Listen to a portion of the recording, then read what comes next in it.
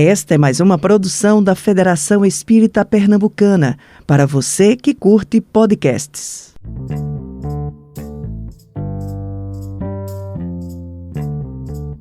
Boa noite, caros amigos, caras amigas, sejam todos muito bem-vindos a mais uma live do Sou Jovem Espírita de Pernambuco. É um prazer imenso estar recebendo vocês aqui nessa noite de quinta-feira. Para vocês que estão acompanhando a gente agora nessa live, para vocês que vão assistir depois dessa live, a gente fica muito contente de poder estar recebendo todos vocês aqui. E ainda mais nessa noite de hoje, de quinta-feira, né, que a gente vai estar tratando de um tema de uma pessoa, ao meu ver, fantástico, dentre os personagens que estiveram acompanhando o Cristo ao longo de sua jornada. Ela, para mim, é uma das que eu mais admiro e tenho particular afeição pela história de vida dela. E é um prazer para mim, é uma alegria para mim estar podendo conversar sobre ela hoje, junto com a Adriana, que é Maria de Magdala, ou Miriam de Migdol, também, como ela era conhecida. E para que a gente possa fazer as introduções, né, para que a gente possa estar iniciando essa conversa da noite de hoje, eu queria convidar uma amiga muito querida, que já faz muito tempo que eu não a vejo, é uma pena, mas é isso presencialmente, né, mas fico contente agora de estar reencontrando com ela de forma online, que é a nossa querida Adriana de Azevedo, que já foi aqui trabalhadora nossa da Federação Espírita e hoje está prosseguindo com seu trabalho maravilhoso no Grupo Espírita de Petrolina, e eu vou chamar ela agora para participar com a gente. Adri, boa noite, minha querida. Muito contente. Boa noite, primeiro, Dan. poder estar te vendo de novo, né? Faz tempo que a gente não se vê. E ainda mais para falar desse tema maravilhoso, né? Sim. Agradeço a alegria, adorou. Muito. Adri, seja bem-vinda. Adri, querida, mais uma vez, boa noite, seja bem-vinda. Por favor, se apresente aqui para os nossos amigos, conte um pouquinho aí sobre você. Tá bom. Oi, gente, meu nome é Adriana, eu sou filha da Federação Espírita Pernambucana desde pequenininha, como muitos que estão aí que eu vi entrar na live, e hoje eu estou morando em Petrolina por motivos acadêmicos e estudantis, e faço parte agora do Grupo Espírita de Petrolina, no sertão do estado, e trabalho desde sempre com evangelização. Coisa boa. Adri, então, para a gente começar nosso bate-papo, veja só, não é incomum a gente estar ouvindo dentro do centro espírita, dentro de vários contextos religiosos, na verdade, pessoas falarem que não conhecem ou que não ouviram falar ainda, muita gente conhece, mas muita gente ainda não ouviu falar sobre Maria de Magdala. E aí eu queria perguntar para ti agora, já que a gente vai falar sobre ela nessa noite, quem é Maria de Magdala? Massa. Essa pergunta já é interessante, porque eu acho que todo mundo sabe alguma coisa de Maria de Magdala, talvez não com esse nome, né? Muita gente conhece alguma história de Maria Madalena, né? Porque a imagem dessa mulher foi criada muito pela Igreja Católica. Muito com distorções que por um tempo foram necessárias para a Igreja Católica da imagem da mulher, desse ser pecaminoso, da tentação. Então a gente tem esse imaginário, mas a gente realmente não conhece quem foi essa mulher. Como você falou, né? Maria de Magdala ou Miriam Migdol. Eu achei esse nome chiquérrimo, eu acho chique. E vem, como outros nomes, né? Maria de Nazaré, de onde se nasce, de onde se vive. E Maria, segundo a historiografia, nasceu e viveu em Magdala. E aí começa a gente a conhecer ela, porque Magdala era uma cidade que beirava o mar da Galileia ali, e era uma cidade muito de fluxo comercial e de viajantes. Então era uma cidade meio que cosmopolita, de certa forma, porque tinham câmbios de várias moedas, várias línguas ali habitando. E Maria, ela era herdeira de uma fortuna, ela vivia numa casa tipo um sítio, e era uma mulher solteira, já adulta. E uma das histórias que se conta muito sobre Maria é que ela seria uma prostituta.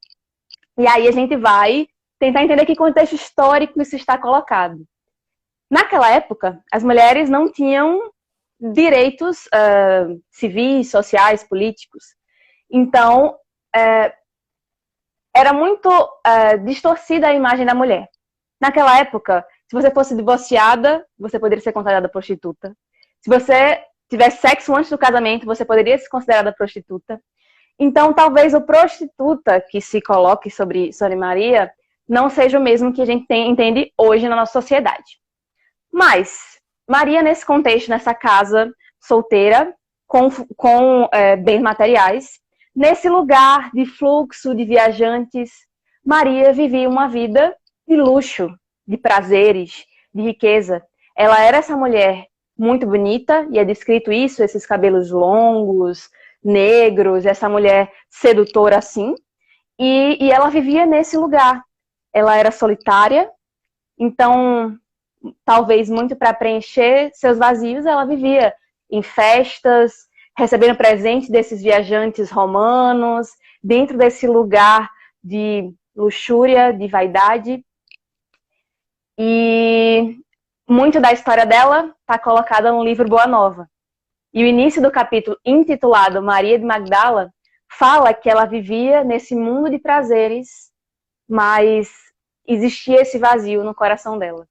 Uma das frases lindas sobre Maria, na descrição de Humberto de Campos, é que Maria tinha sede de amor. Então, quem era Maria? Maria era Maria de Magdala, uma mulher nascida em Magdala, uma mulher que tinha sede de amor. Isso eu acho muito bacana quando tu coloca essa parte dessa sede que ela tinha, né?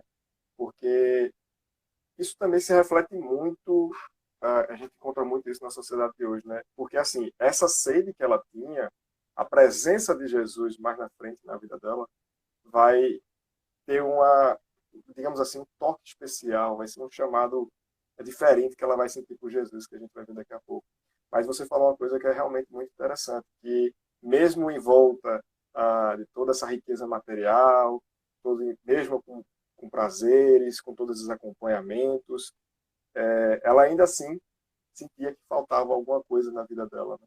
Sentia que algo não estava completo, né? O que a gente acha que aparentemente aos bons olhos está completo, na verdade vai indicar a ausência de alguma coisa. E aí conta pra gente, Adri, como é que foi então, como é que Jesus aparece na vida dela dentro desse contexto? O mais legal da gente conhecer esses personagens do cristianismo primitivo é isso, assim, a gente se vê muito. A gente se vê na dúvida de Pedro, no modo ranzinza dele, a gente se vê nos exageros de João e na empolgação atrapalhada. E Maria, a gente consegue se chegar nisso, assim. Quantas vezes a gente não se percebe preenchendo nossos vazios com coisas que não fazem sentido? Que não fazem sentido na nossa história, no nosso contexto. É muito real isso. E essa imagem do sede de amor, acho que qualquer um pode se identificar. Todos nós já nos perdemos no caminho e voltar ao amor ou seguir em busca de amor, do que é verdade, do que é real, é o que vai nos preencher de verdade, né? Então, como Jesus aparece? E estava essa moçoila, Maria, né, nessa opulência, nessa vida, criando cada vez... Porque, assim, por um tempo, os prazeres materiais podem parecer preencher. Mas uma hora cansa, uma hora a verdade vem e bate na nossa porta, porque o espírito tem consciência, tem consciência não, né? Tem dentro de si esse ímpeto de seguir ao bem. Então Maria começa a perceber e ter essa inquietação, e ela ouve falar desse moço, né? Do rabi, do gatão Jesus, lindo, e vai conhecer, vai ouvir esse homem falar. E ela ouve, e o coração dela se ilumina de ouvir um homem falando desse amor, de liberdade, de esperança. E Maria quer muito se aproximar. Ela já estava... eu vou ler o trechinho da fala dela, ela fala que ela já estava estéril a esses prazeres. Os prazeres materiais, os perfumes, a música já não vibrava mais no coração dela. A escrita de Humberto assim, também é muito minuciosa em tentar entender esses sentimentos. E eu acho que é um lugar muito bonito de entender esse sentimento dessa mulher. Solitária, se sentindo vazia, ouvindo de um homem a possibilidade de ser livre dessas amarras, dessa imagem necessariamente da beleza e do luxo. Então, é descrito que ela vai, Jesus está hospedado na casa de Simão Pedro, e ela vai encontrar esse homem. E fala que ela vê Jesus recebendo outras mulheres de vida errada e tratando-as igualmente a cada um dos outros. E ela começa a se aproximar, e João e Pedro olha assim, tem o ímpeto de querer pará-la, mas ele sabia que Jesus veio realmente para os oprimidos, para os excluídos. Então, Maria era mais um desses, porque Jesus não veio para os sãos, ele veio para os que são doentes. E aí eu fico... Eita, desculpa. Nada? Não, desculpa interromper, porque me falando desse caso, eu lembrei, certa feita, de uma palestra que Divaldo fez sobre ela, uma palestra belíssima. E aí ele conta esse caso que tu fala pra gente, né? Que aí um morador de rua, antes dela, ela tinha ouvido falar do Nazareno, que ele estava por lá, e aí esse morador de rua bate na porta da casa dela e insiste para poder querer falar com ela. E aí ela, guardas tudo, mas aí ele fez, não, tudo bem. Aí ele conseguiu entrar para falar com ela, e aí ela percebeu que ele estava com a aura diferente. Aí esse mendigo vai virar para ela, né? Não, ele está aqui, ele quer falar com você. E ela fez, quem? Ele fez, não, Jesus, ele está aqui. Eu era leproso e ele me curou. Aí ele até disse para ela, né, você não lembra de mim? Ela fez, como assim eu lembro de você? Não, quando ela estava, pouco tempo antes, sendo carregada pelos seus funcionários, né, pelos seus escravos, ela encontrou com esse rapaz na rua e jogou a ele um dracma para que ele pudesse se alimentar. E aí ele fez, aqui está de volta, devolveu para ela, e você me disse, quando eu encontrasse com esse Nazareno, você viesse me chamar. E eu vim me chamar. Ela fez, mas eu não tenho lepra, a minha lepra é da alma. Ela mesma disse, né? A minha lepra é da alma. E ele fez, mas ele também cura, vem comigo. Aí ela vai até, justamente como você falou, até a casa de Simão Pedro. E a pergunta de Lucas já foi respondida por ti, que ele perguntou por que ela teve tanta vontade de viver com os leprosos e os excluídos. A gente vai chegar nesse final de vida dela, aí, né? Mas já chega aí nesse lugar de a minha lepra da alma. E aí eu queria muito ler o texto exato da fala de Maria, porque é isso, é muito sensível. Ela se aproxima e é descrito, né, que ela lava os pés de Jesus pela tradição, ela lava os pés de Jesus, né, tem a coisa do cabelo, mas não é descrito isso no Boa Nova. E aí a fala dela, ela chega a Jesus e fala, Senhor, ouvi a vossa palavra consoladora e venho ao vosso encontro. Sou uma filha do pecado. Todos me condenam. Entretanto, mestre, observai como tenho sede do verdadeiro amor. Minha existência, como todos os prazeres, tem sido estéril e amargurada. Ouvi o vosso convite amoroso ao Evangelho e desejo ser de vossas ovelhas. Mas será que Deus me aceitaria? E aí eu fico tentando imaginar esse coração. Essa mulher estava tão desesperançada, tão sem destino. E a pergunta dela é, eu estou disposta, mas será que Deus me aceitaria? E vale dizer assim, não é descrito em nenhum momento que Maria era judia, que ela tinha conhecimento de Deus, né, da divindade colocada na época, que ela tinha uma religião pagã, mas ela ouviu talvez a primeira vez falar de Deus ali. Então ela chega e fala assim, eu quero seguir, eu quero ser de suas ovelhas, mas Deus me aceitaria? E aí é um lugar de extrema solidão. E então Maria estava buscando aceitação. Ela viveu a vida toda rodeada de pessoas que tomavam muito dela. Ela queria alguém que não pedisse nada. E aí vem a fase de Jesus.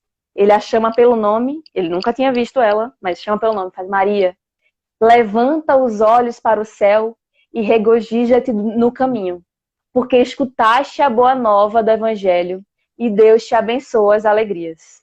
O terreno, né? O terreno. Acaso poderias pensar que alguém no mundo estivesse condenado ao pecado eterno? Uma pergunta, né?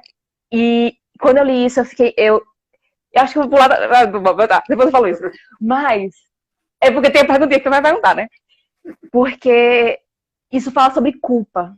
Eu acho que a culpa é um dos sentimentos mais estagnantes para o espírito, não sei se vou dizer para o espírito, mas para o ser humano encarnado. A gente se culpa muito, a gente olha os nossos erros e parece que quer se condenar, e a culpa, ela estagna na evolução. E aí Jesus pergunta: você acha que alguém está condenado ao pecado eterno? Solta isso, assim, solta essa culpa. Aí ele segue: onde então estaria o amor de nosso Pai? Nunca viste a primavera dar flores sobre uma casa em ruínas? As ruínas são as criaturas humanas, porque porém as flores são a esperança em Deus. Sobre todas as falências e desventuras próprias do homem, as bênçãos paternais de Deus descem e chamam. Sentes hoje o sol iluminar-te o destino. E aí ele faz: caminha agora sob a luz, porque o amor cobre a multidão dos pecados. Acho que Jesus sempre falava muito sobre isso, assim. Não é sobre voltar e rever, seguir. Segue agora, tu já tem a luz, tu já tem o caminho, agora segue. E essa frase: o amor cobre a multidão dos pecados. Maria perguntou se Deus aceitaria, e Jesus a banha de aceitação e acolhimento, dizendo: Maria, não importa o que tu fizesse, mulher, ama agora, segue o caminho. Eu me emociono, porque eu amo falar de Maria. O amor cobre a multidão dos pecados. E tem outras frases, né, que é a centelha de bem, é capaz de... não sei, mas assim, tem uma frase de Emmanuel que diz que o bem que fizesse ia ter um advogado pela eternidade. Então, Jesus ele nunca se importou, né, com o passado. Ele quer saber o caminho no futuro. A mulher adúltera, né, vai e não voltes a pecar. Eu não vou te condenar, vai e não voltes. Segue. Segue em amor. Agora que tu entendesse que é possível, que tem amor em você, que é possível seguir, que existem outras visões de mundo. E esse é o encontro de Maria com Jesus. Eles falam, né? Catagarelando. Não, mas foi ótimo. Não, mas pode falar. O problema é que não é nem problema, né? A melhor parte é porque também, para mim, dessas figuras históricas assim que conviveram com Jesus, né? Todos esses personagens, a minha favorita é Maria de Magdala, né? É ela. O nome da minha filha vai ser Maria por causa dessa mulher. Fofoca aqui, galera. Aí, pessoal, fofoquinha fraterna, hein, galera? Estão sabendo aqui em primeira mão.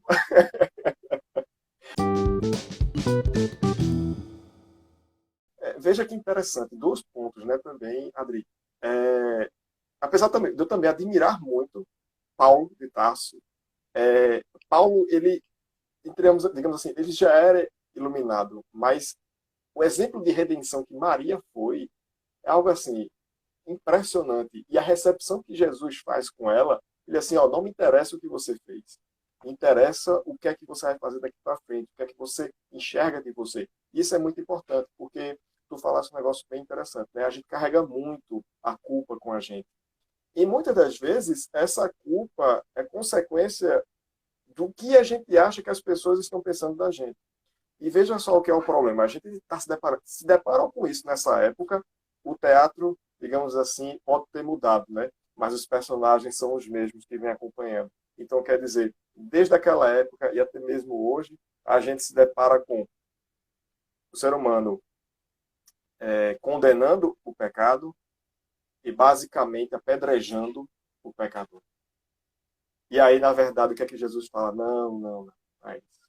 O que não interessa para a gente é a visão que a gente tem da gente e do que nós pretendemos fazer com nós no futuro. Porque, como você disse, o medo é algo paralisante.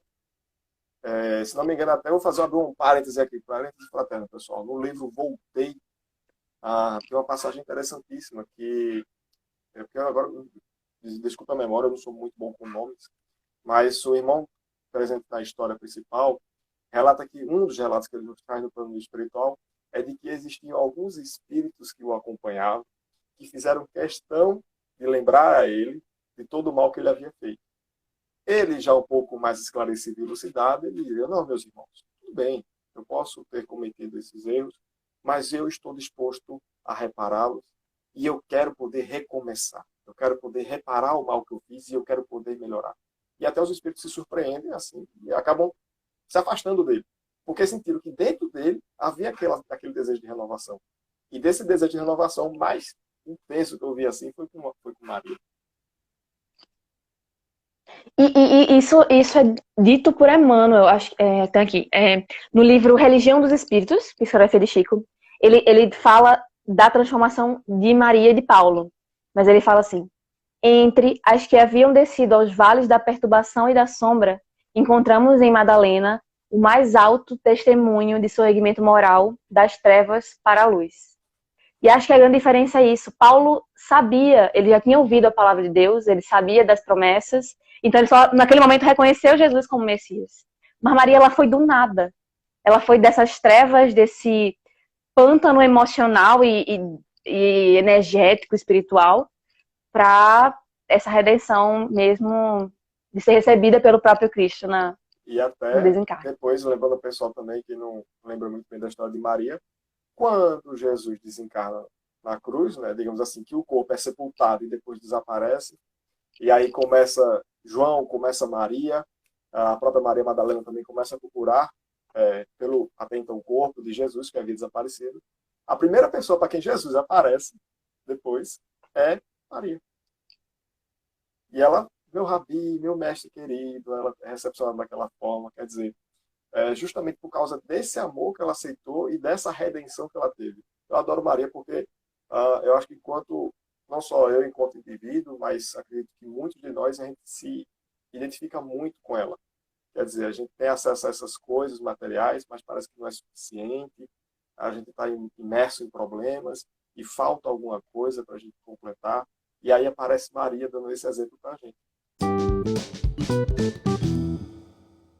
E aí, Adri, eu vou te perguntar agora, né? Já com o encontro de vida eu falei aqui um pouquinho. Eu sei que você já disse aí que adora Maria, que ela para ti é a tua filha, vai se chamar Maria, homenagem a Maria. Uma foquinha fraterna aqui que ela contou para a gente, pessoal. Eu acredito que ela seja realmente importante para ti. Mas qual é o teu sentimento? Então, fala pra gente, qual é o sentimento que tu tem, em que ponto Maria de Magdala na tua vida te ajudou, te trouxe algo, te fez assim, obrigado, agradecer a Deus, lembrar de Deus, lembrar do amor à vida. Conta pra gente aí um pouco.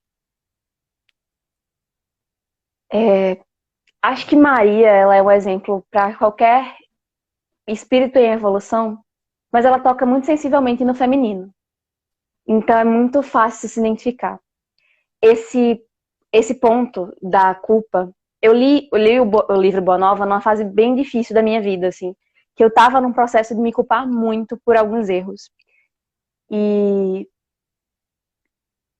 ouvir isso, assim, de entender que da fala de Jesus, desse lugar de Jesus me aceitaria, assim, toda errada, toda perdida na vida, Jesus me aceitaria assim, e ouvir a fala de Jesus de que ninguém está condenado ao pecado e que seguir e deixar que o amor cubra os pecados é o caminho. Mas para não ser repetitiva, eu vou falar do trechinho que é depois da morte de Jesus, falando de Maria.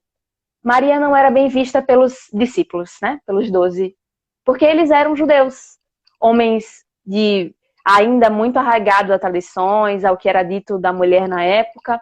Então ela não era bem vista, não. Ela estava ali porque ela estava firme no propósito. E quando Jesus desencarna, ninguém aceita ficar com ela pelo histórico dela. Eles já estavam sendo perseguidos por serem cristãos, eles não queriam mais um motivo para se comprometer. Então Maria vai sozinha. E a descrição, modo comadre, O texto que eu vou ler, eu escrevi aqui ó, do lado, ó. Ah, Maria, porque ela é muito. Ai, dá pra ler? Tem escrito Ah, Maria, eu interajo com o livro, porque é muito lindo o que vai ser dito. Tem escrito assim. Ó, assim, humilde e sozinha, resistiu a todas as propostas condenáveis que a solicitavam para uma nova queda de sentimentos. Maria era uma mulher linda, estava sozinha na rua, então ela recebia vários convites ao pecado, mas ela, humilde e sozinha, resistiu. Sem recursos para viver, trabalhou pela própria manutenção, em Magdala e Damanuta. Ela era uma mulher solteira, mais adulta, né? Acho que Divaldo diz que ela tinha cerca de 28 anos quando conheceu Jesus. Então ela devia ter 31, 30 e pouco, então ela já era adulta, sozinha, solteira. Ela trabalhou pela própria manutenção naquela época. E aí, a frase. Foi forte nas horas mais ásperas, alegres nos sofrimentos mais escabrosos, fiel a Deus nos instantes escuros e pungentes. Acho que Maria habita em mim nesse lugar, dessa mulher que trabalhou pela própria manutenção, sobrevivência naquela época, e foi alegre nos sofrimentos. Foi fiel nos instantes mais escuros e forte nas horas mais ásperas. Acho que essa imagem dessa mulher dessa época, mas muito mais essa imagem dessa cristã que conseguiu ser fiel e ser alegre. E quando...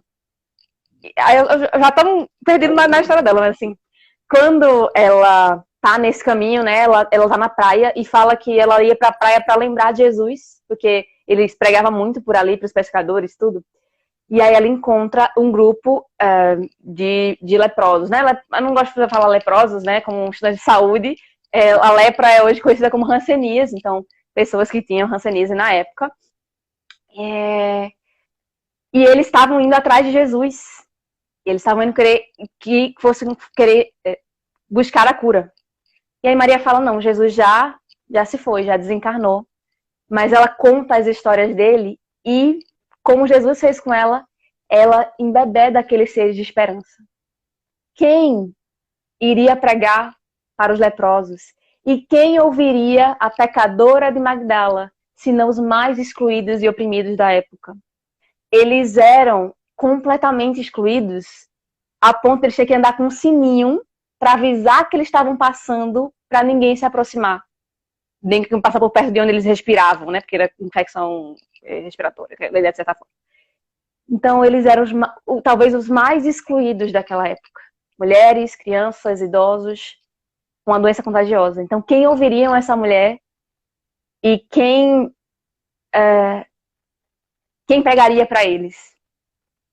Maria tinha a lepra da alma. Eles tinham essa lepra material.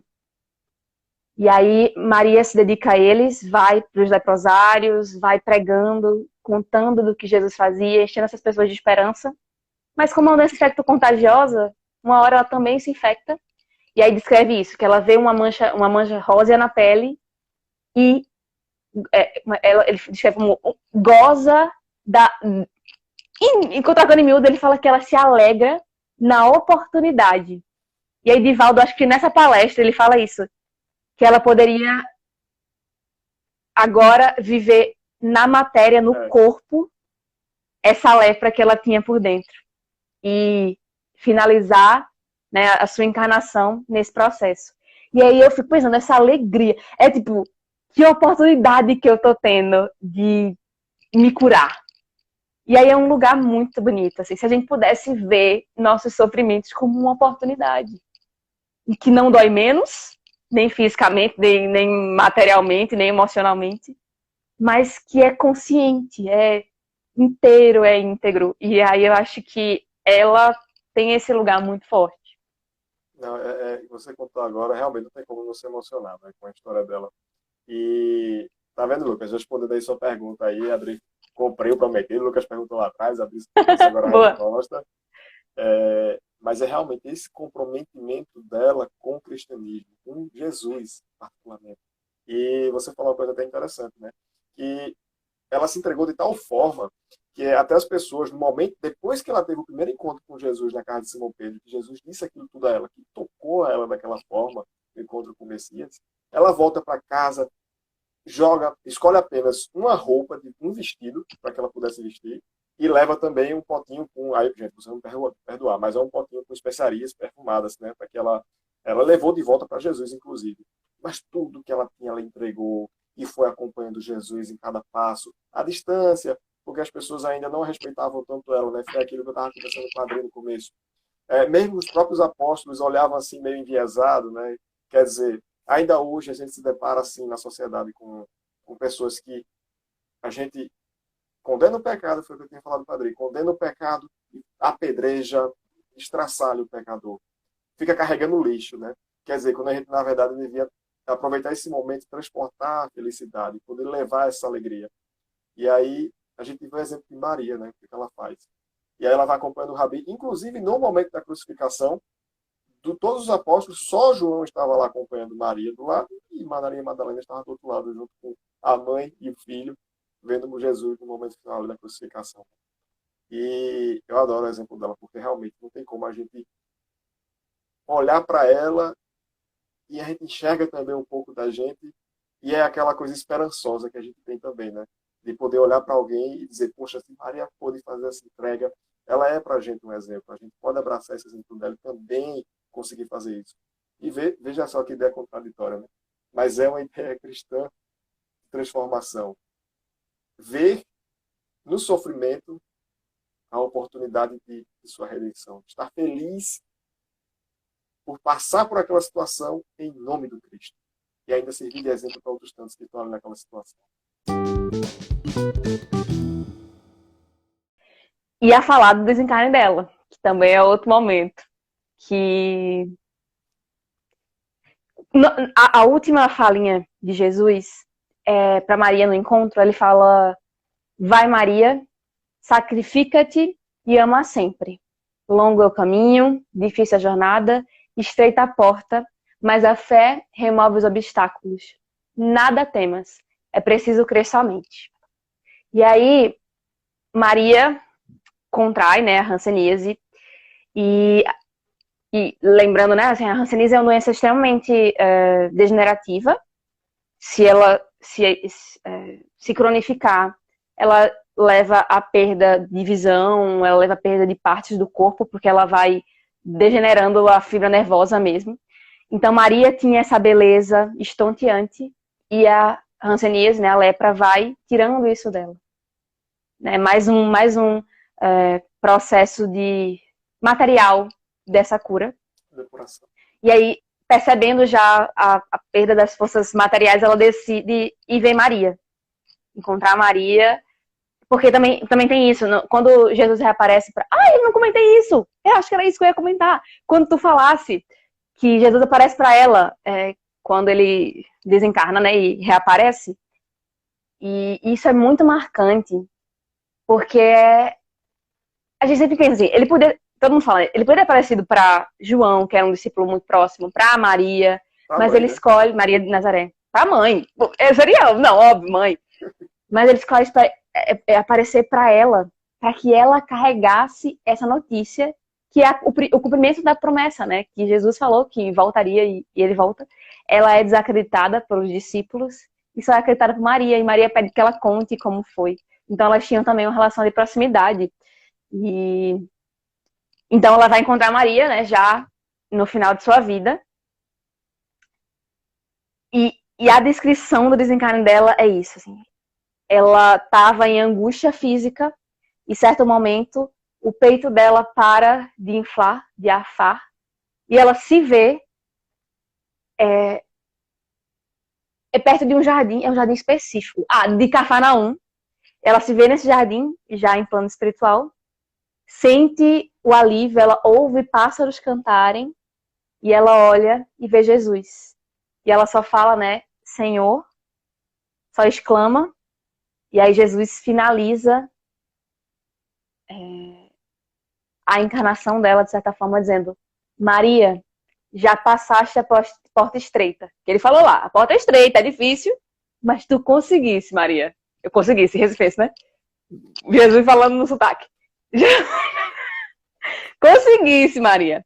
E aí ele finaliza. Amaste muito. Vem, que eu te espero aqui. E descreve que ele coloca ela nos braços. Né? Eu não sei como seria se colocar nos braços, mas esse lugar de filha, de fruto, né? De cristã exemplar. E finaliza essa encarnação nesse amaste muito. Você fez o que eu te pedi. E arrasou. Foi ótimo, foi ótimo. Então, gente, vejam só, esse relato fantástico aí de Maria. Sempre, se pudesse, a gente passava aqui, ó, ia embora, porque dava para fazer paralelo com o tempo atual, dava para a gente falar de mais episódios da vida de Maria, mas a lição principal que a gente... Mas aí, cenas dos próximos capítulos, né? Vocês fiquem à vontade aí para fazer as leituras, para investigarem. Mas, no entanto, nosso tempinho já está chegando no final. Adri, de coração, eu queria agradecer, né, você ter aceitado o convite de conversar com a gente hoje aqui. Mesmo que seja só um pouquinho, né? Passou tão rápido. E é como eu disse, né? Poder passar aqui horas e horas falando de Maria. Mas obrigado por topar o convite de falar sobre ela. Para mim, ela foi, da mesma forma que transformou para você, para mim ela também foi fundamental em muitos aspectos da minha vida. Eu sou muito grato a ela. E eu espero que para todo mundo que está acompanhando aqui a gente agora, para quem vem assistir depois a live, que ela possa servir como exemplo também. Leia um pouco mais sobre a história dela, que é uma história atrás da outra, você vai lendo, você não deixa de se surpreender. E a relação que ela teve com Jesus é sempre fantástica. Eu que agradeço o convite, a lembrança, assim, eu tô com muita saudade de ir para aí, tô finalizando o curso universitário, e aí tô doida, e aí é bom voltar, estar com vocês, conversar sobre alguém que é um exemplo tão bonito, que é esquecida ainda, então trazer luz a ela é muito importante e simbólico para mim, pessoalmente. Então, muito obrigada quem esteve aí, gente. Cheirinho.